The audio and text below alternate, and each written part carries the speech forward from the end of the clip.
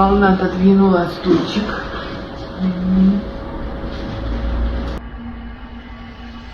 What if I told you that Russia, one of the most stable land masses on Earth, is now facing a growing earthquake crisis?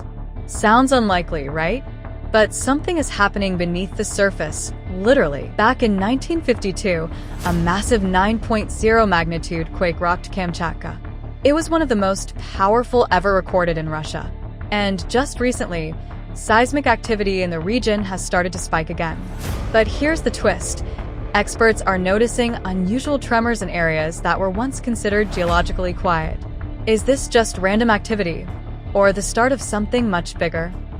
Just days ago, on July 20th, a powerful series of earthquakes hit off Russia's Kamchatka coast. The strongest was a 7.4 magnitude quake, followed by multiple tremors above 6.5. This sudden spike in seismic activity has alarmed experts. Stress appears to be building along previously quiet fault lines.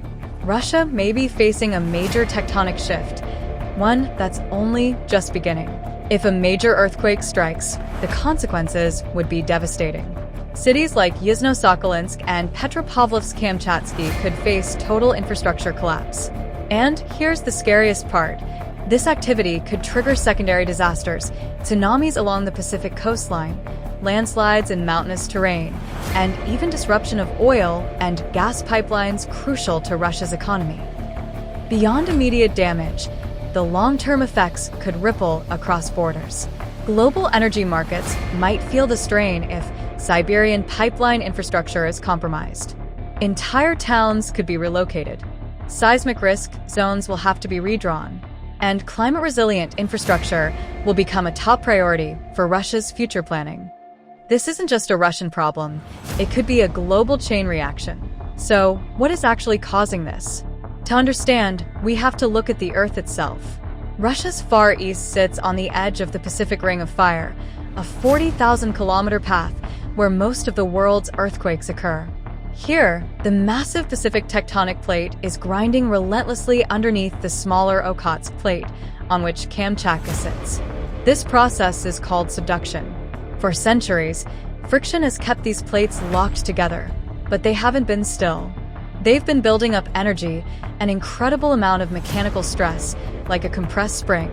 The 1952 quake released a huge amount of this stress, but seismologists believe other sections of the fault have remained locked for over 250 years.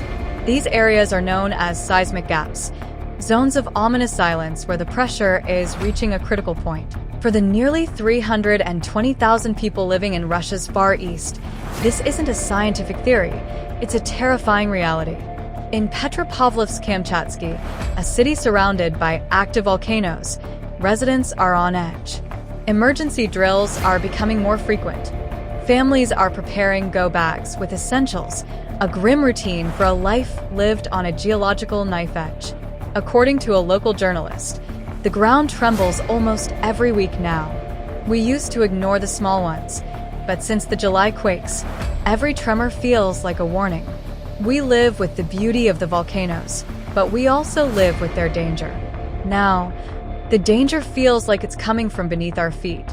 Meanwhile, experts at the Russian Academy of Sciences are watching their instruments with growing concern. One leading seismologist was quoted anonymously, stating, "The energy signatures we are seeing are unprecedented. We are monitoring a section of the Kuril-Kamchatka Trench that has the potential for a magnitude 9.0 event or higher." The models show not just shaking, but vertical land displacement of several meters, enough to launch a catastrophic tsunami. The economic stakes are almost unimaginable. The island of Sakhalin, just west of the main tremor zone, is home to some of the largest integrated oil and gas projects in the world, Sakhalin I and Sakhalin II. These facilities are monumental feats of engineering, but were they designed to withstand the force of a tectonic plate shifting? Feats of engineering, but were they ever truly ready? A major disruption here wouldn't just cut off a pipeline. It would cripple the primary energy supply for countries like Japan and South Korea, sending shockwaves through global markets overnight. Furthermore, Russia has invested billions in developing the Northern Sea Route, a shipping lane through the Arctic that is critical to its future economic strategy. The key ports and infrastructure for this route, like the LNG terminals in Kamchatka, are located squarely in this emerging danger zone. A powerful quake could not only demolish these facilities, but also trigger underwater landslides, potentially altering the seabed and rendering parts of this vital shipping corridor impassable for years. Russia's economic pivot to the east could be stopped dead in its tracks. And there's another, deeply unsettling factor at play: climate change. While not a direct cause of earthquakes, some scientists are now exploring a disturbing link. For thousands of years, massive glaciers and ice sheets in Siberia and the Arctic have exerted immense weight on the Earth's crust, pressing down on it.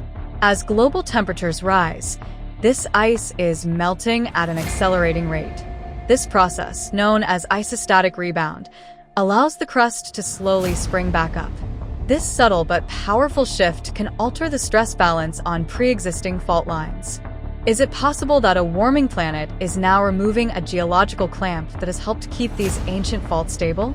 Scientists are urgently trying to model the connection, but the evidence suggests that our changing climate may be waking up sleeping giants beneath the Earth. This isn't just a tectonic crisis. It may be an unforeseen consequence of our industrialist world. In the face of this, what can be done? Russia operates a network of seismic monitoring stations, and its Ministry of Emergency Situations, IMERCOM, is one of the most sophisticated disaster response agencies in the world. But the challenge is monumental. Many cities in the region are filled with Soviet-era apartment blocks, built with little consideration for the seismic standards required today. Retrofitting an entire city is a near impossible task. And while Japan has the world's most advanced tsunami warning system, its effectiveness depends on sharing data instantly, a process that can be complicated by geopolitical tensions. This is a race against time that humanity may not be able to win. It's a stark reminder that despite our technology and our plans, we are living on the thin, fragile crust of a dynamic and immensely powerful planet. The pressure is building, the ground is shifting, and the whole world should be watching Russia's shaking frontier. So, the recent shakes in Kamchatka? They're a sharp wake-up call. They show us just how mighty nature is and how many tricky problems come after.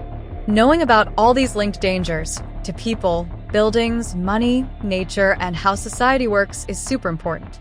It helps us build better plans to lessen the harm from future earthquakes, not just in Russia, but anywhere the ground might tremble.